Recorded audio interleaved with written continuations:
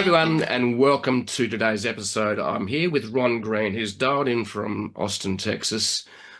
I'm here in Sydney, Australia, so we're only separated by about 14,000 kilometres. For Americans, that's about 8,000 miles. So I need to translate. Ron's got about 75 degrees Fahrenheit. I've got about 22 degrees Celsius. So we talk, but we still talk English.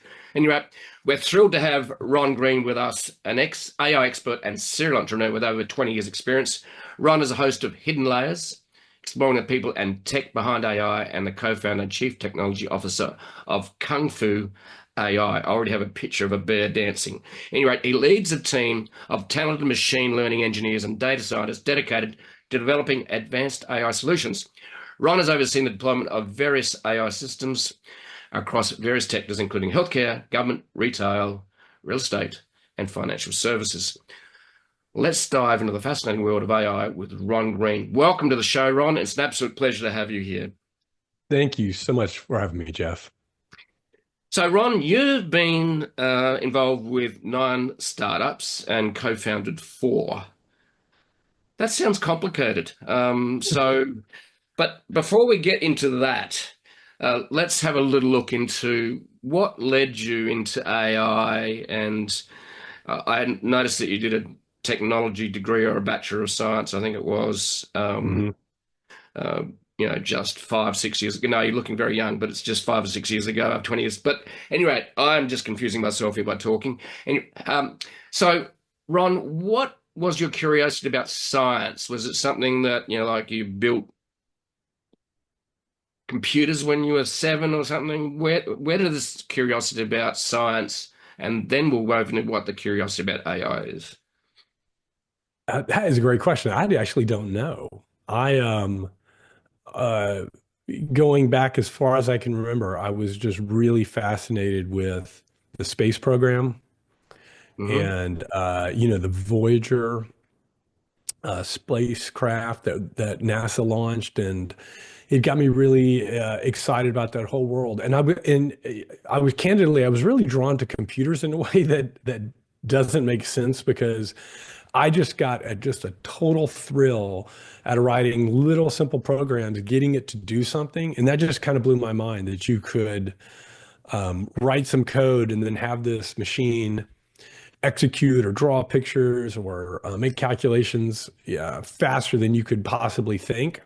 And I got sucked into it pretty early on, and I don't know why. So what was your first computer? I had a TI 99, a Texas Texas Instrument Instruments. Okay. 99, yeah. And it was, I think I'm almost positive that it came with, I think it came with like something like 32 kilobytes of memory or 64 kilobytes of memory total. I mean, that was it. And you had no way to save programs. You had to buy separately. You had to buy a cassette tape player, That's and right. you remember that, and you would hit record to save your programs. And yeah, man, that was fun. But I'm glad we are done with those days. Yeah. I think my first with a computer was actually when I started my teaching degree, which was with an Apple machine of some type. I can't even remember what it was, but Maybe an Apple II or something like that. something like that. Yeah. There's another one called an Apple. There's another computer called an apricot or something. That was another one that came out. I'm trying to remember what that was. But anyway, Yeah. so what store did you buy that from? Does that sort of chain of stores still exist at all? I remember we got it at something called Radio Shack. Yes. And That's right. yes, yes. Yeah. Okay. Does Radio Shack exist today? I honestly don't know. I know it went through some hard times there for a bit, but I don't remember if it's still in business. You don't see a lot of them if it is. Yeah. Radio Shack. In other words, they allowed you to buy, they make your own radios, didn't you remember? Because how you were able to I actually built my own first radio, actually. Oh, Um, that's awesome. yeah. So I'm a little bit older than you. Like I'm actually 101, but I'm just looking. I'm just 100, so good. Now, Ron, so you sort of like bought your own computer. So prompted you to start a science degree? Is it because that was your natural inclination, seeing the most obvious choice for you to do? Yeah, I mean, I've almost never told anybody this, certainly not on a podcast, but I was in college and I didn't know what I wanted to do, and I was looking to transfer degrees. And this is 100% a true story. Um, I was at the University of Texas at Austin, and they have a fantastic computer science program there, but I didn't know that. And I was talking to the girlfriend of one of my friends, and she said, "Well, you've always liked computers. Why don't you just major in computer science?" And the funny thing about that is, I was like, "Yeah, sure, I'll do it." I had no idea how hard it was going to be. And the funny thing is, this is actually how I got into artificial intelligence, because at the end of that degree, I was so burned out. I mean, I was just exhausted. I went into my last semester and I thought to myself, well, I don't know what I'm going to do professionally, but it's not going to involve computers, because I was just done. I was just completely fried. And then I had an elective. I took Introduction to Artificial Intelligence, and within like 2 weeks, fell in love. And I was like, oh, this is what I'm going to do the rest of my life, because it just felt so um, incredible. This idea that we might somehow collectively attempt to build computers that had human-like intelligence. My biggest worry at the time is that I was too late for it. This is a long time ago.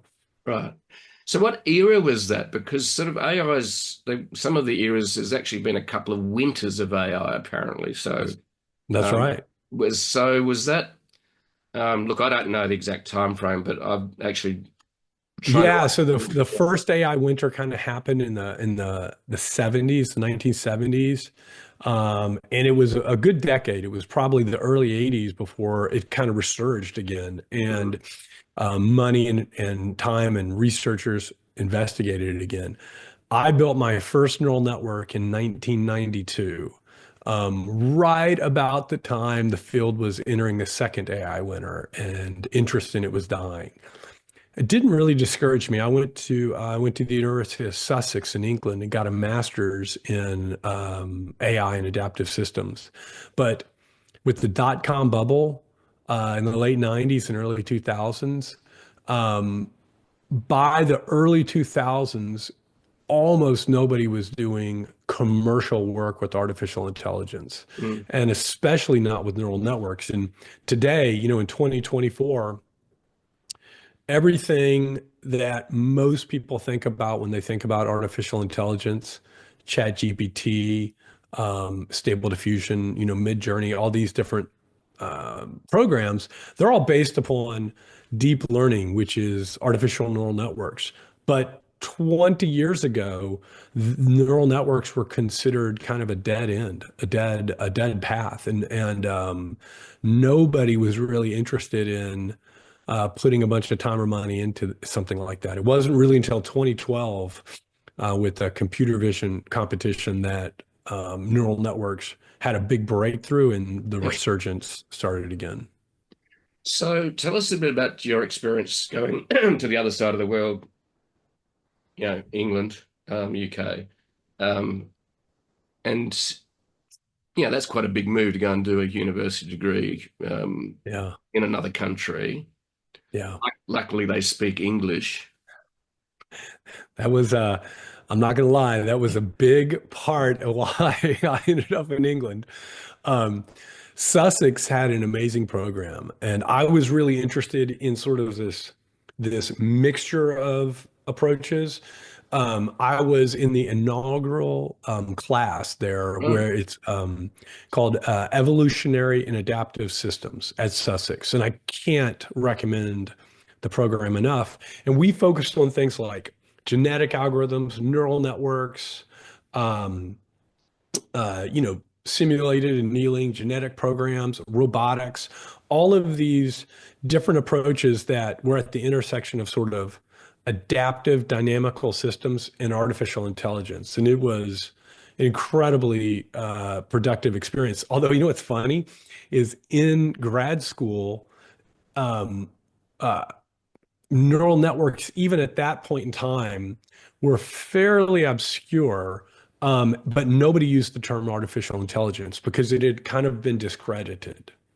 And Mhm. so, um, literally, it has probably been almost 30 years. It's really on the last couple of years that AI has come back as a term where people don't ask you to sort of distinguish between machine learning and artificial intelligence. Like there's enough progress being made that that distinction, is not really required anymore, which I find fascinating because in grad school, it was a little bit looked down upon as maybe sort of a dead end path. Hmm. Yeah, it's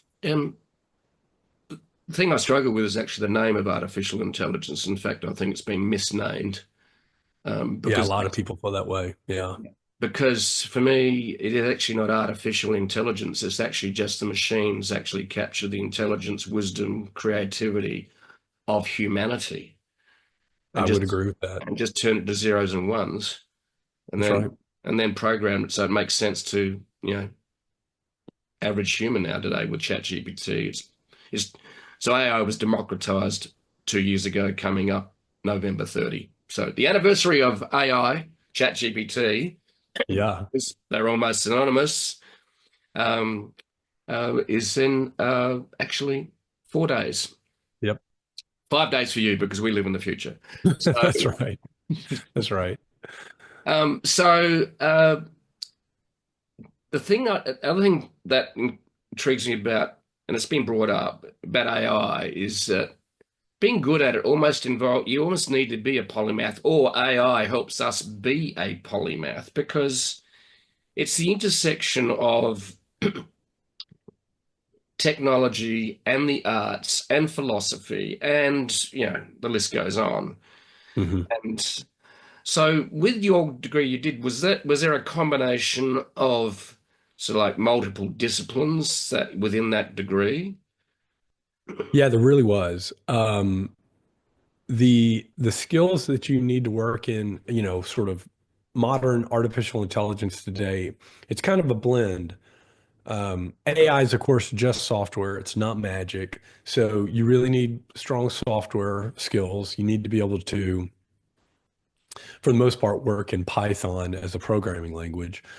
But modern AI with deep learning systems, it's increasingly um, um, a matter of sort of three different primary branches of math: calculus, linear algebra, and statistics.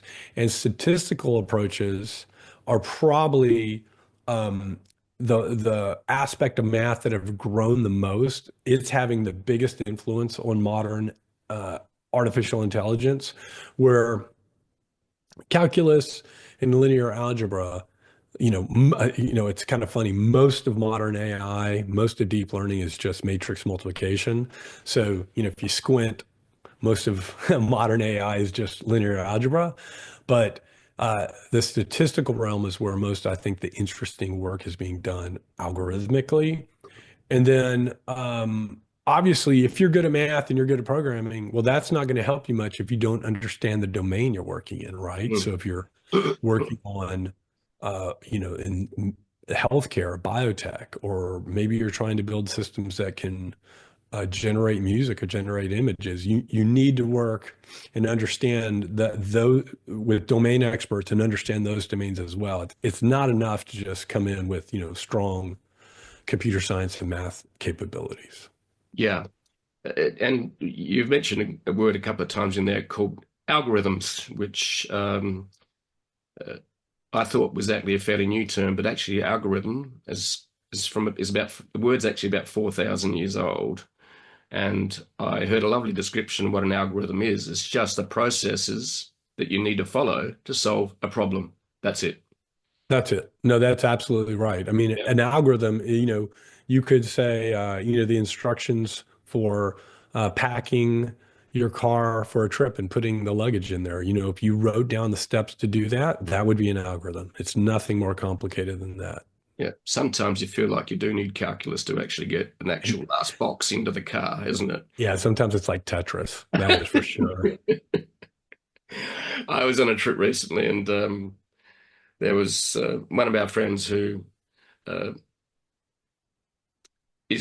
he calls himself an expert car packer. So uh, it was fun. She says, I packed the car, don't talk to me. And that was telling his wife, me, my partner, and going, okay. So I, It's butt out. I just stand and watch with, a slight smirk when things aren't going well and going, no, I'm not saying Hey, that. you know what? If somebody wants to pack the car, more power to them. I'm fine to sit back and watch. I have no problem with that. So anyway, then we had another experience where someone else is packing the car, and then same again. I went, good. Anyway, there's a certain tension in traveling sometimes, isn't there? So, yeah. That's right. That's for sure. All right, so let's get back to business instead of just going down the car packing route, which could be, well, we could talk about travel then, but that'd be fun. But anyway, let's get into your AI, first AI adventure, and then there's two that startups, and I think we'll just touch on these. Um, you got MBU and you've got Kung Fu AI. So which was Right. first? And then we'll get on to Kung Fu AI, however Yeah. we get Well, there. KUNGFU.AI actually came first. So KUNGFU.AI is a engineering and strategy firm. We're 7 years old. We've focused on AI exclusively since our founding. And we basically, it's very simple. We help companies adopt and implement artificial intelligence. So we do everything from AI strategy development to custom AI model design and development.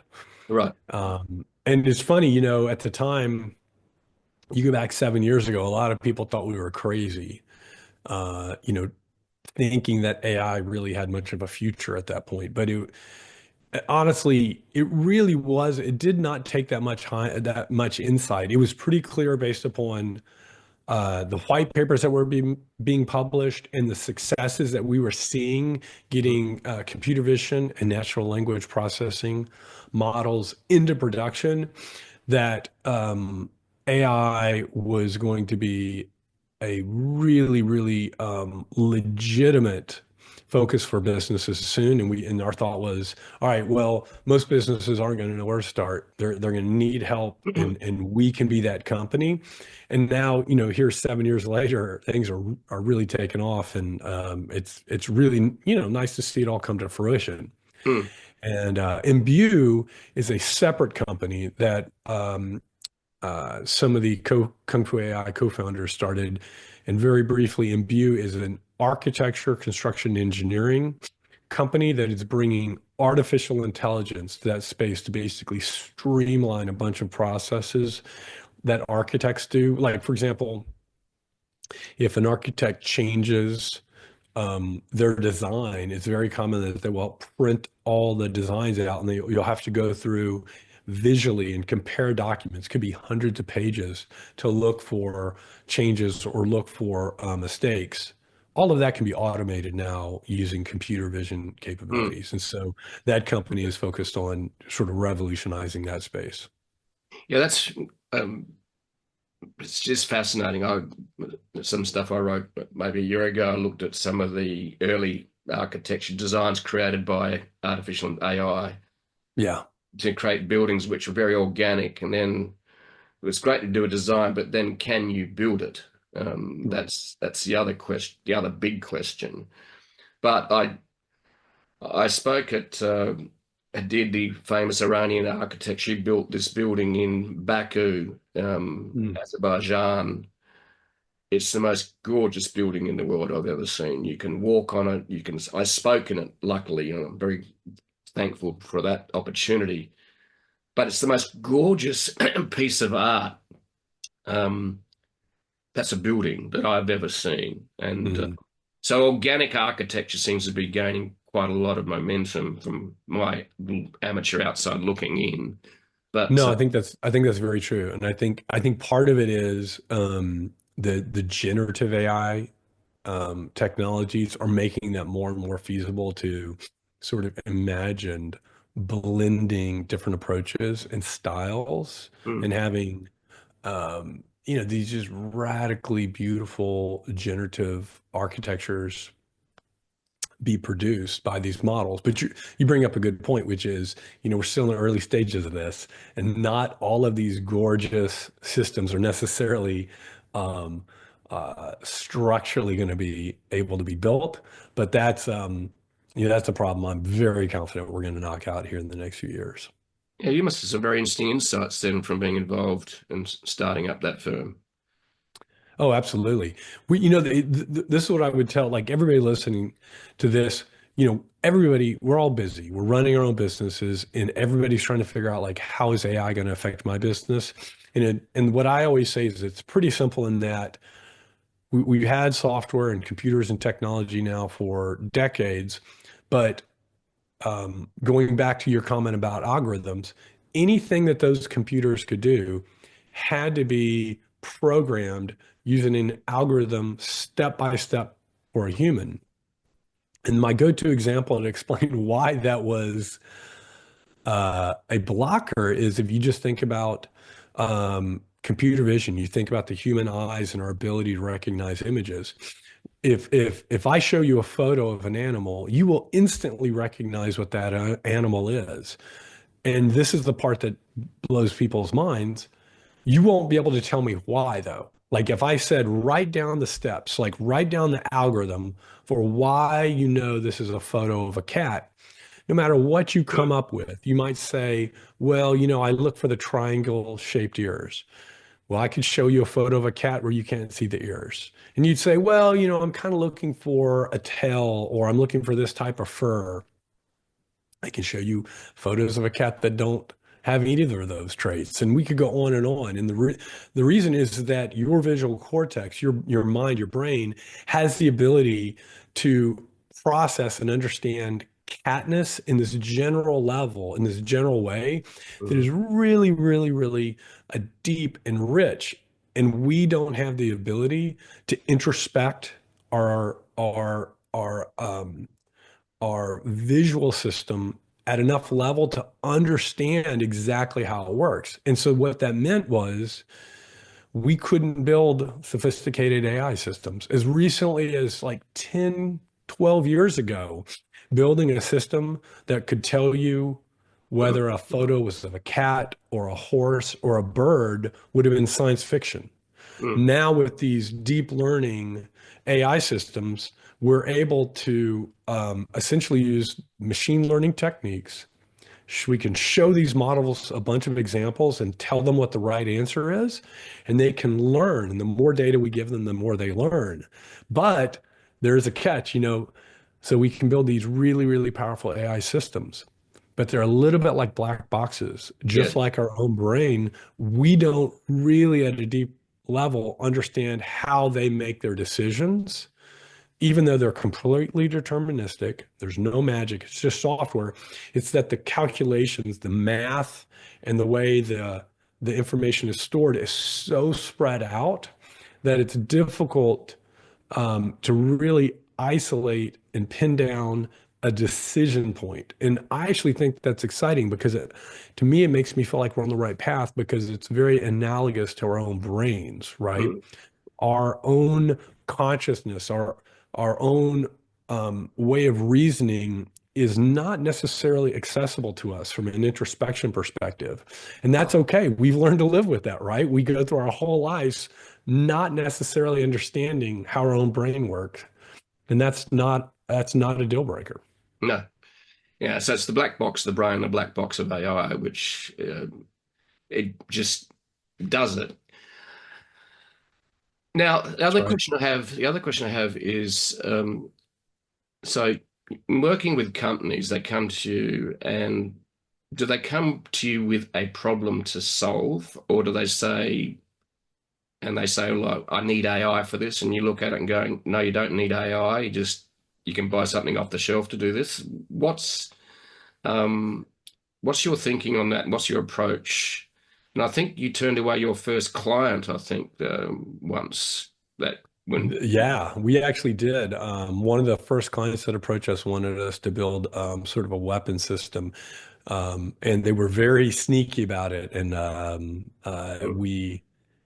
course, we were able to suss that out eventually. But Your question about what customers look like now, that's a really good one because it's changed quite a bit.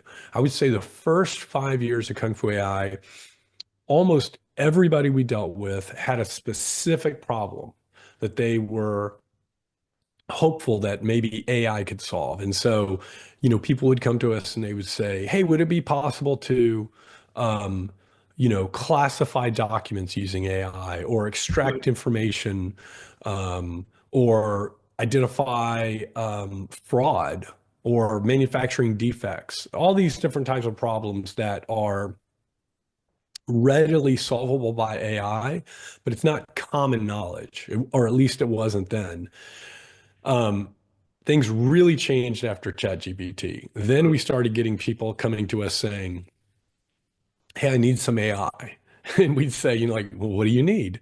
And they would say, "Oh, it doesn't really matter. I just need some AI fast because the board is breathing, the board's breathing down my neck." And that got a little bit weird.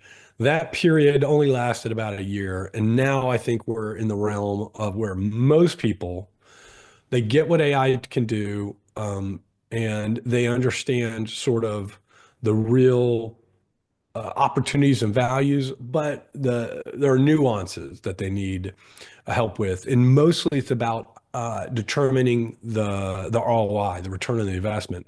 If I go solve this problem, how hard will it be, and how much value will I get out of it compared to maybe solving these other sets of problems?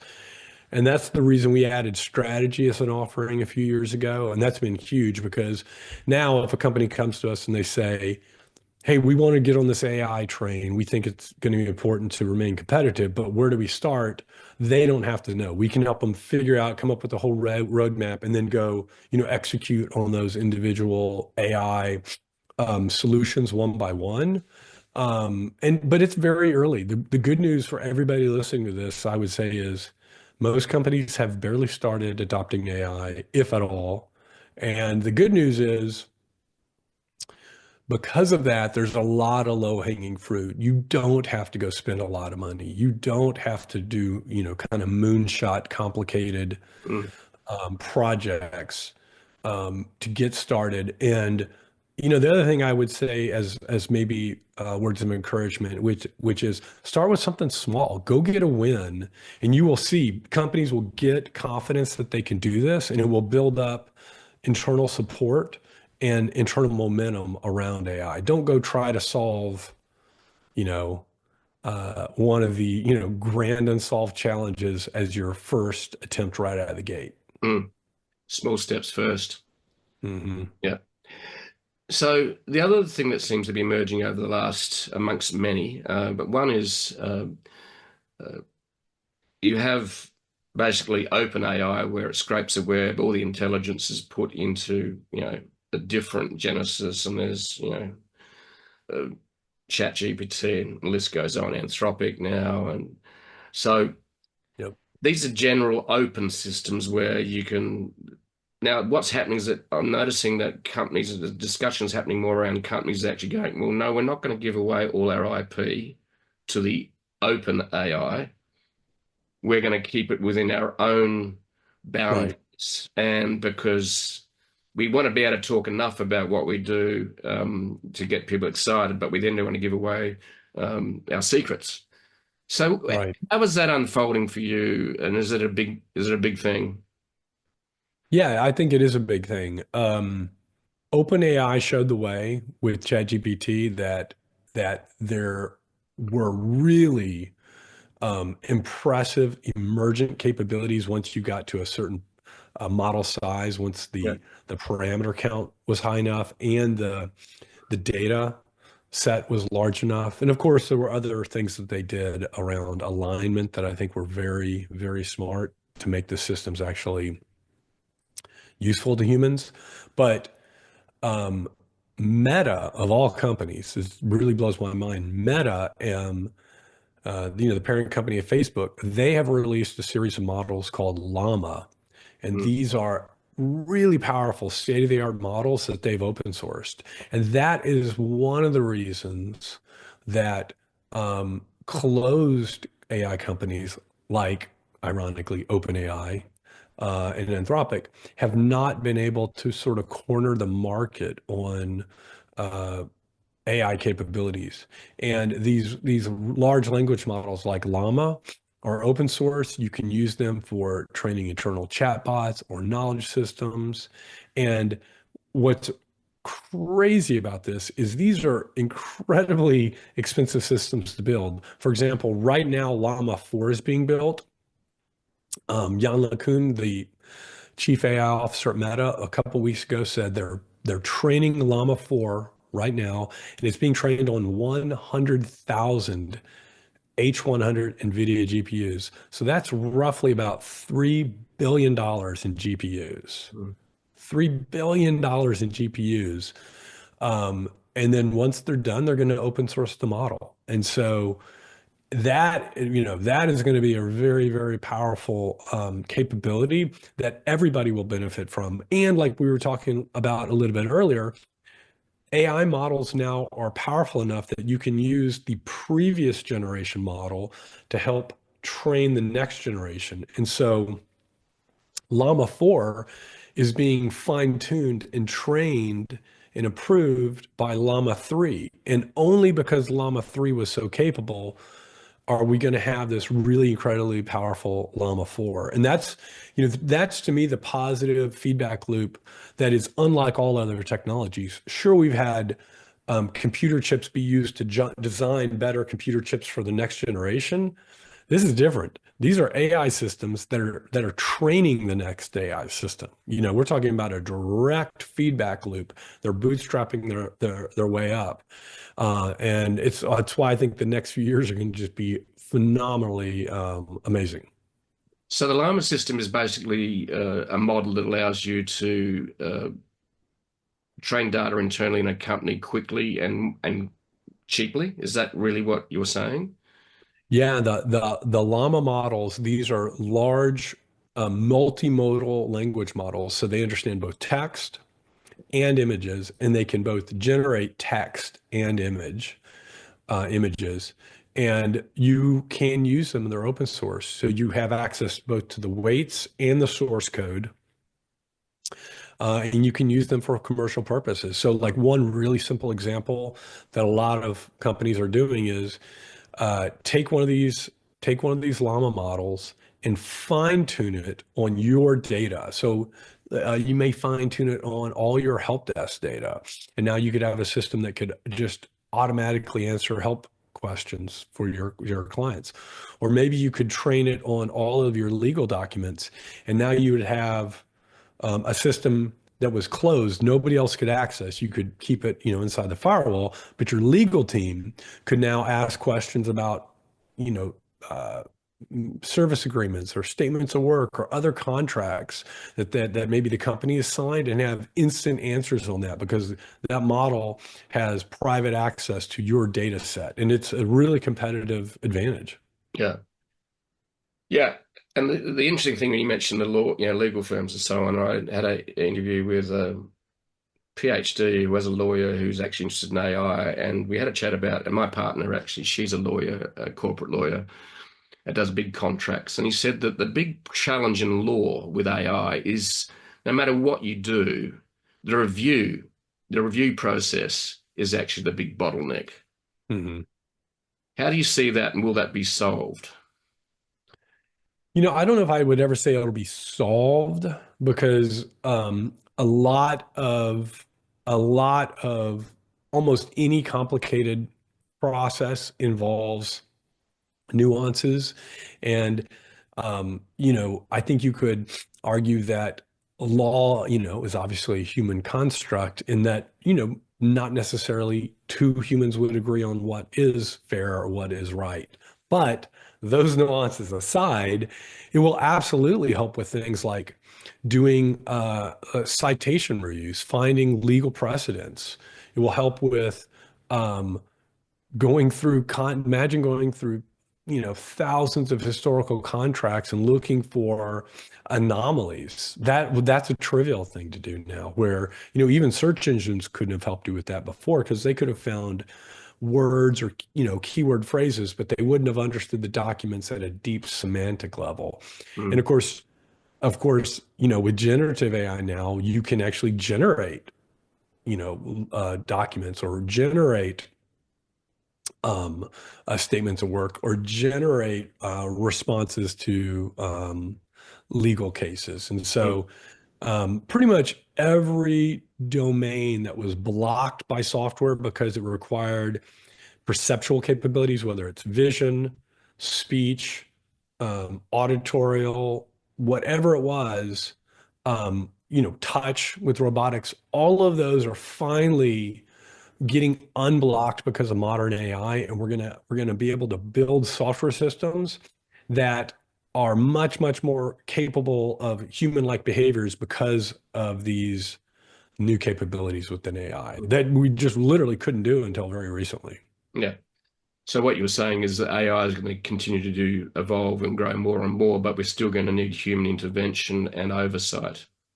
Absolutely. I mean, there's not a question. I mean, there will come a point where these AI systems are vastly more intelligent than us. Mm, That doesn't necessarily mean, we're talking about a Terminator scenario, but it does mean that we will have AI assistants that will have to dumb things down for us, right? They will give us advice and they will have to talk to us in a way that we will understand and break steps down. It'll be childlike for them, but it'll be really powerful for us because it will be the equivalent of having a super intelligence looking out for us, just 24/7, giving us good advice and guiding us. yeah. So what you're really saying is AI is the amplification of humanity then.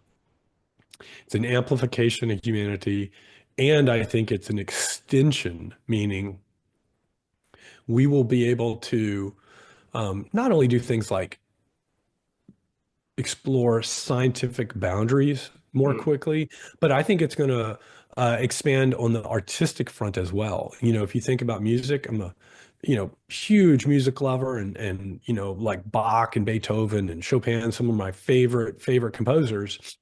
Um, the idea that these AI systems might be able to compose music mimicking them, I find that intriguing. The fact that it might be able to generate music that supersedes them and goes beyond their capabilities, which I would use these as examples of the highest quality music ever composed, examples of that. But we might be able to exceed those bounds. I mean, I'm thrilled by that idea. I love it. mm. Yeah, and this is the okay, that segues nicely into the other question I have I'd like to talk about, which is we didn't think that AI was actually going to be creative. We thought it'd just do maths, Right. research, data, all that stuff that is a bit boring but necessary. Um, Hmm. so where do you see the role of the machine helping us as humans to be more creative? And you've maybe touched on already because you started a company which actually creates AI for architectural creativity. So let's have a little chat about AI and creativity and the threat it poses to us as humans in terms of if, because that raises a big question. This is the thing I'm really loving with the intersection of human and the machine, is that raises really big questions about humanity.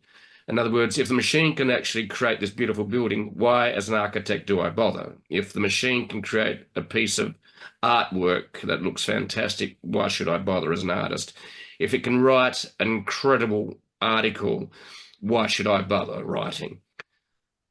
I'm interested because for me, part of the discussion in my mind and also with others is that one of the things I love about AI and ChatGPT is that I always felt there's much more trapped within me that's hidden because I've been trapped within culture, religion, society, and a way of thinking that puts me in a box that I find hard to break open.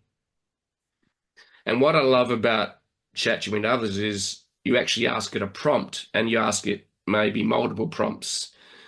But then it almost explodes your fixed thinking by giving you other options you hadn't thought of. I'd be interested in what you think of the role of AI in human creativity.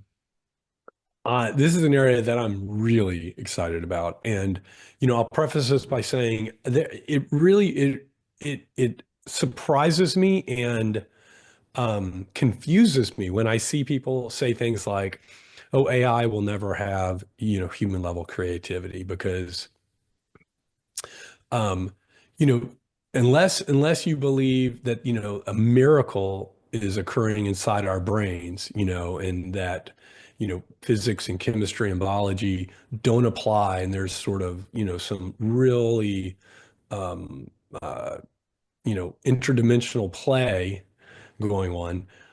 I think we can absolutely figure out ways to extend humans' creative capabilities and imaginative capabilities. And so, for example, when the camera was invented, a lot of people thought, oh, well, that will be the end of paintings, right? Why would anybody ever want a Exactly. painting Yep. again? Because now we can just take a photograph. Well, that clearly didn't happen, right? Um, it opened up different pathways, and artists responded in different ways to capture reality in more creative ways. And we're going to see the exact same thing with AI, right? Once we have the ability for these AI systems to, in the beginning, it'll be just mostly merging. Like you'll say, well, what if I, combine these two disparate concepts or approaches and I synthesize them? And that alone will be, really Yeah. creative and interesting. But long term, I think it's actually all but impossible to imagine the ways creativity will be unlocked. This is the analogy I always use.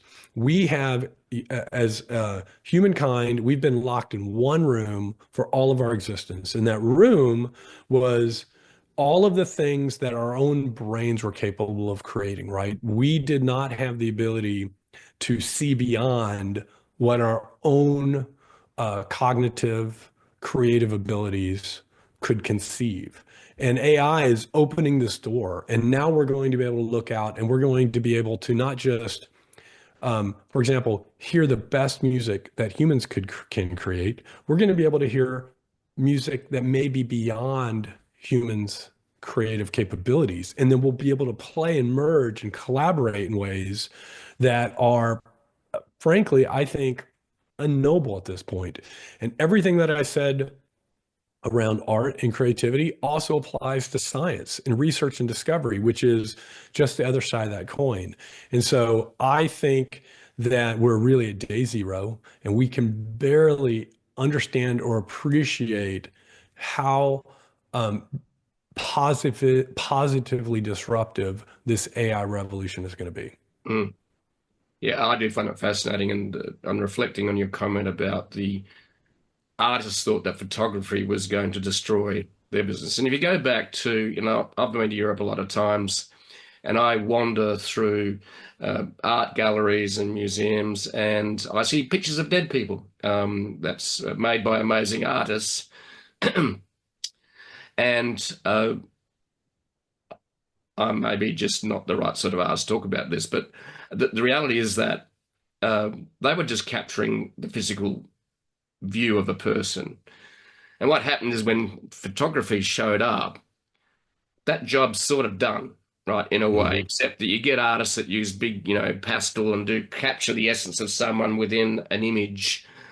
And when I started my blog, for example, my partner said to me, she said, "Why don't you get a caricature of yourself?" I said, "Well, I want to look gorgeous, handsome, and young and beautiful." Right? So, yeah. And said, "You want to paint me with a big head and look like a dickhead?" And so what happened was this art friend of ours did a character of me sitting on a pile of books, laptop in my hand, pencil behind my ear, reading a book, whatever it was. I can't remember. It's there. It's on my blog. And what was fantastic was he captured me, the artist. Mhm. And I think the other thing we're moving beyond is just capturing what's in front of us, which is a physicality, which has got boundaries. And once you put something set, then it's actually hard to think outside the box. You become more fixed in your thinking. So what we have is we had artists like Picasso said, fuck that. We're actually going to do abstract shit, right? So, Right. That's exactly right.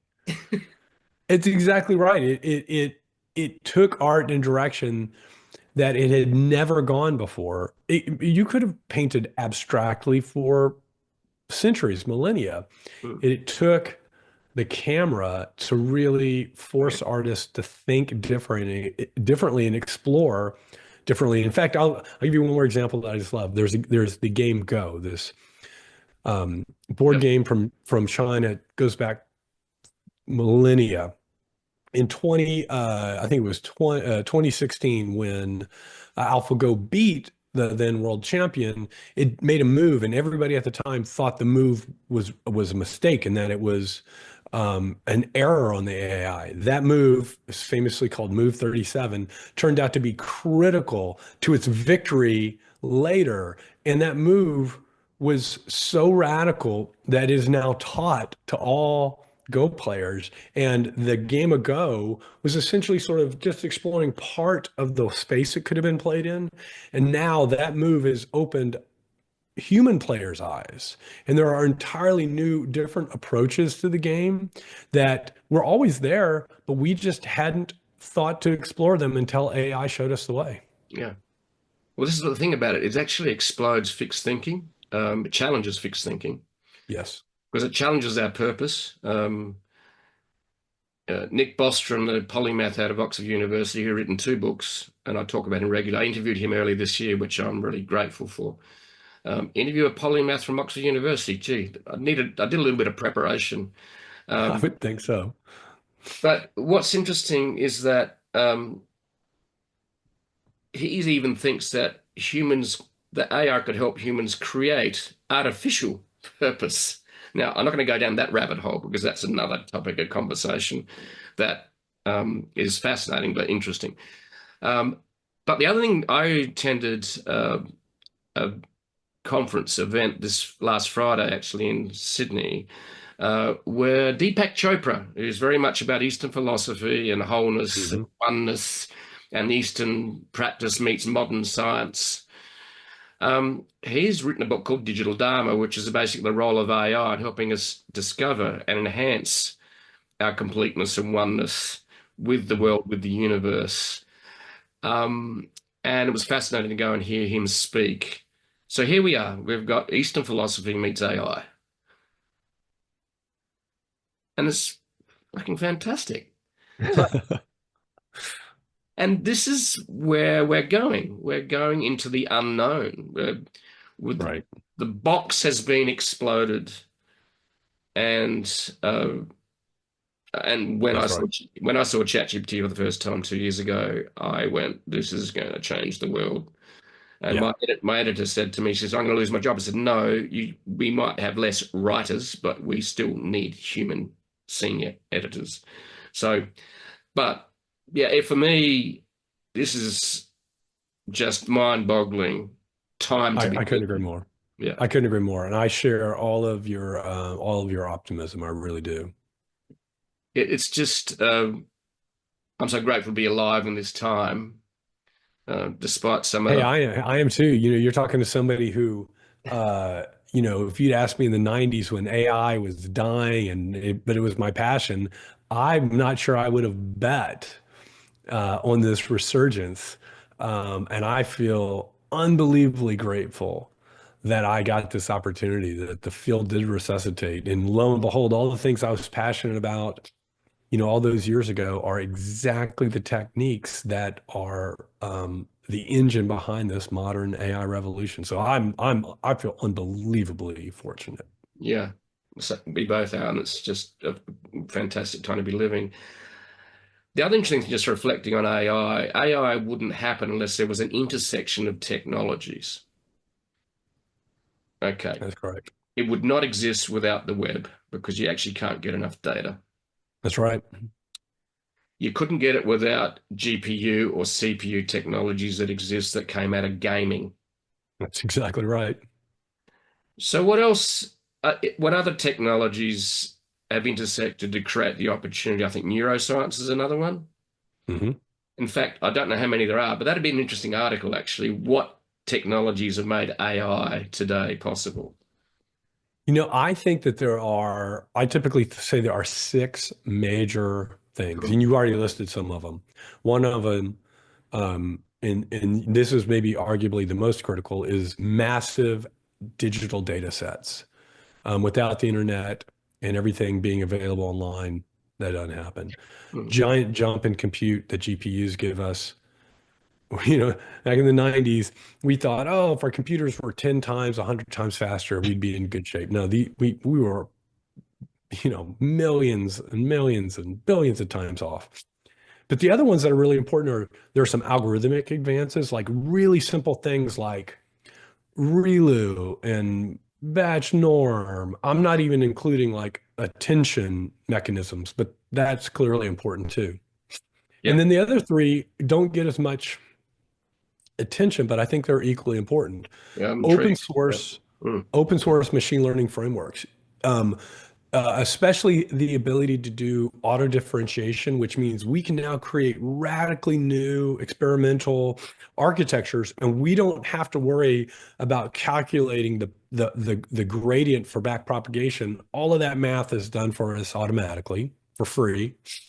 And then the other two are transfer learning, the ability to train models to do some specific task, and then leverage those models for some other unrelated task that they can actually do pretty well because they were pre-trained on this other one. It saves an enormous amount of time and money and is a part of the revolution. And then lastly, I would say this technique called self-supervised learning, the ability to train a large Is language that is model. that spelled? So the acronym for that is SELF, SELF. Yeah, SELF, like self-supervised learning. And the big models out there like Claude from Anthropic and ChatGPT from OpenAI, you know, it it's it's a slight exaggeration to say they were trained on everything on the internet, but it's to a close approximation that's true. Well, how in the world would we label all the data on the internet? Because, these models have to be told what the right answer is. Well, using these techniques of self-supervised learning where you do sort of, sentence completion or masking of these other tasks, you actually can train on these enormous data sets. And that's what it has enabled these emergent behaviors at really, really large scales. Mm. So um, I could go on. There's more, but I think those half dozen are the key, the six that I think are most responsible for the current AI revolution. Yeah. And then outside those six, for example, there are supporting technologies which have been around for a long time, but an evolution of those technologies, such as energy production, electricity. In other words, we wouldn't be able to produce the vast amount of energy required to actually keep this moving forward, which is nuclear energy, which becomes, a bit of this. Um, but That's it, right. and then on top of that, we then have renewables, which then are also, and in Australia, we've got shitloads of desert here and lots of sun, right? And we're maybe in a Right. position to be that. But so, yeah, like you said, there's many more intersectional technology that allows AI to thrive and grow and at the velocity it is. That's right. So I'm fascinated by those. So I'll just sum them up for everyone. Data sets, huge data sets, computing processes, especially, the uh, CGUs, or sorry, yeah, GPUs. GPU, sorry, computing processes, algorithmic development, open source machine learning frameworks, transfer learning, and self-supervised learning. Um, Exactly. and I was intrigued because I was just thinking about today what technologies have allowed AI to thrive and explode, and you've summed them up into six.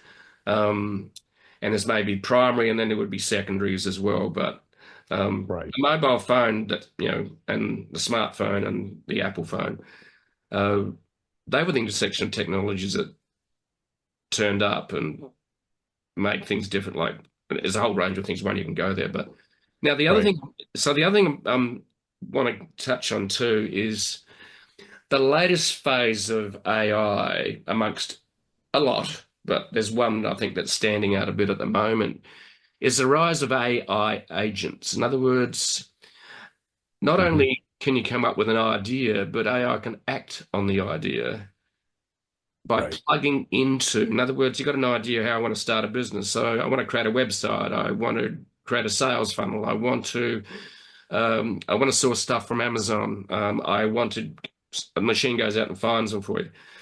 So, and an example of that, I think ChatGPT's already sort of put that in place. I think Genesis has just put it in place. But also Salesforce has just in place, just announced a what they call agent force. So, so Right. what's great about AI is it allows you to create ideas, create content, media, information. But the challenge with being human is that quite often we just sit on our ass and go, that's a nice idea, but actually don't do anything. Whereas Right. the AI agent is the one that can kick your ass and go and do it for you by, okay, so um, will we have a one person billion-dollar company that the AI agents have helped build? Yeah, I've heard of this, this idea of like use AI, use generative AI to help you think of a new business, come up with a business plan, and then use it to sort of make your business decisions, right? You tell me how to allocate my money, tell me how to prioritize my future How many tests development. should I do of this product? Write me a sales plan. Exactly. Yeah, yeah. Yeah, exactly. Obviously it's early days for that, but if we are on the path that I think we are to super intelligent, AGIs, then yeah. And like I said earlier, it may be the case that it's going to have to dumb it down for us and say like, all right, don't mess up this business plan I've created for us. You know, you need to execute, you need to execute on it the way I've specified. So I think that's totally possible. But in the short term, what's really interesting is this agentic AI that you mentioned, the idea that these large language models are more and more capable of generating like fully functional websites or generating applications just from the description. And then Anthropic a few weeks ago announced that they're enabling sort of control now. So you can essentially interact with Claude and have it do things that are sandboxed. So you might give it access to a spreadsheet and ask it to manipulate data within that spreadsheet, go search the internet, come back, pull together some, maybe some interim report and create analysis and present it to you, right? And so actually manipulating web browsers and doing search and clicking on buttons and things like that, those are things that all of these models are going to be capable of in 2025. Mm. Yeah, it just blows me away where it's all going, and I'm just so grateful to have the opportunity to talk to smart people around the world that especially are, and we're leaning into the whole AI topic and how it impacts humanity, business, and the world. One of the interviews I did recently is a company that's created a financial app to help people make financial decisions by Mhm. using AI to actually make sense of the confusion and complexity of investments. Um, and also to prompt them as well. So it's called 𝓬𝓪.ai, MOOLA. So that was fascinating. We have Deepak Chopra going into, Eastern science, Eastern philosophy meets, Western science, and then how can we blend them to actually make ourselves bigger and better people and humans, hopefully, and a better world, of course. Um, so yeah, we're moving into the future so fast, and the trouble is, as humans, we're actually not wired for that fast change. So our DNA and genes, I think, are going to still struggle to keep up with the evolution of the machine Yes, I think because that's true. most people hate change, and Yes. yeah, and that's the sort of thing that one of the big questions I have is how do you help humans manage change and create change? I've been faced with many changes in life, and friend of mine, uh, was speaking to another friend of mine. I said, "What does Jeff do?" And he says, "Well, I don't know exactly what he does, but he just keeps evolving and changing." And I went, "Actually, I quite like that." I I love that. I think that's a great philosophy. I get it. A lot of people do. resist change, but for what it's worth, I love it. I want to keep growing. I want to keep evolving. I want to keep exploring. And um, I think that's part of the reasons I love the tech business so much because, man, talk about something that doesn't stop evolving. And then AI is just, that cranked up to 11. Oh, So yeah. it's unbelievable. Yeah, I started my career as a high school teacher and I did about 5 or 6 years. And I looked at fellow teachers that were very old, they were in their 40s, and and they looked tired and worn out, and the curriculum never seemed to change. And I said, they're teaching stuff to students that the students are always asking, why are we learning this? And that was a very good question. And because you have to, it's actually not a very good answer. No. And so for me, I felt that we were being the curriculum and what we should be learning as humans was being imposed from on high by the professors who had never left school, telling us what is important in life. And I'm going, you guys have no fucking idea. You never left school. There's a problem straight away. So, Yeah. 100%.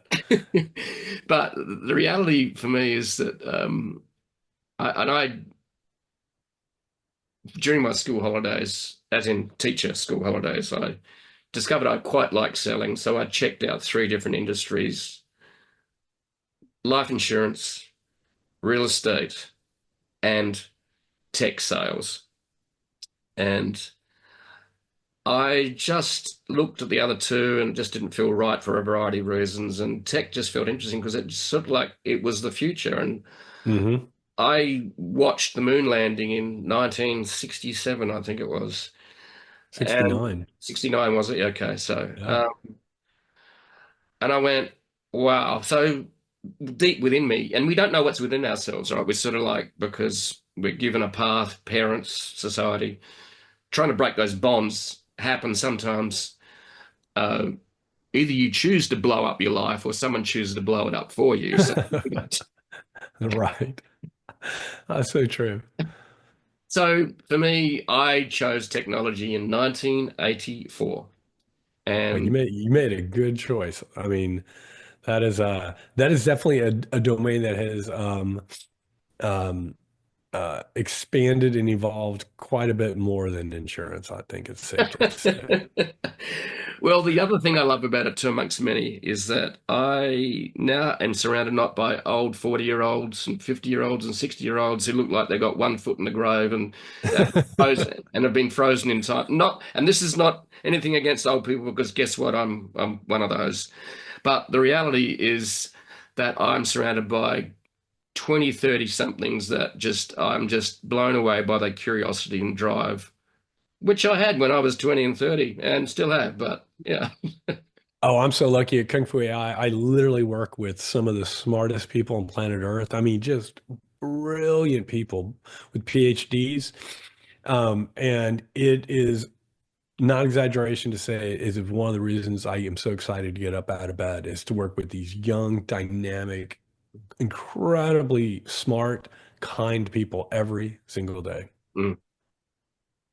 I think that's actually a nice segue to our final question, which I asked you at the beginning.